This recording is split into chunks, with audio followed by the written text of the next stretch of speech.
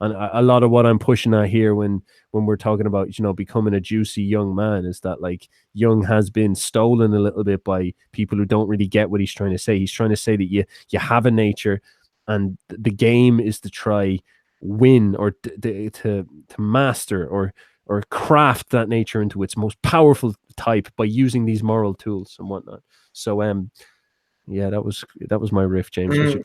Yeah, this is absolutely fascinating because, Christianity is a very mysterious thing.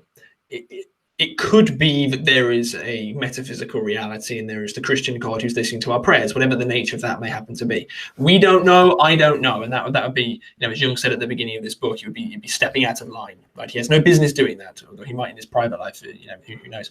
But what we can say about Christianity is it is an evolved system of beliefs which allow us to live harmoniously together across time.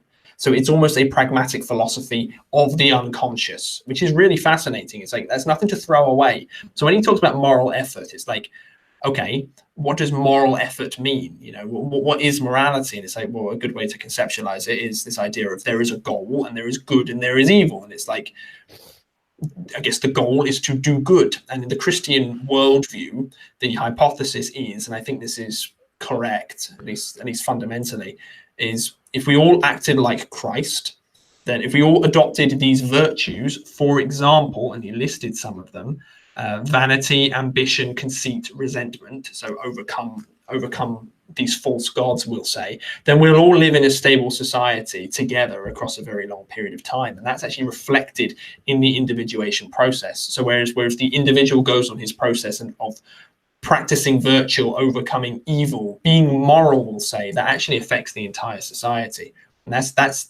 that's a terrifying idea, because it makes you the center of the world. That's why the kingdom of God is within you. That's why Christ is in you, which is really, really interesting. So I think that's one of the things he's getting at here, is basically a scientific proof of the pragmatism of Christianity. Or not even necessarily Christianity, obviously that's the context of this book, but that particular process of exerting moral efforts to make yourself a more psychically healthy, stable person, to keep those projections under control, is the exact same idea played out in your own mind, the exact same idea as the Christian collective of we're going to be moral together to overcome the metaphysical evil. It's just exactly the same thing, just played out at different levels. So he's created a proof for Christianity in a way, at least on the pragmatic end.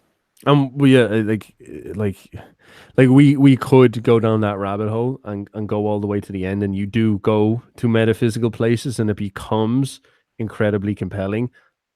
It's amazing. This is what this book is, just so mind-blowing and fucking frightening as well, because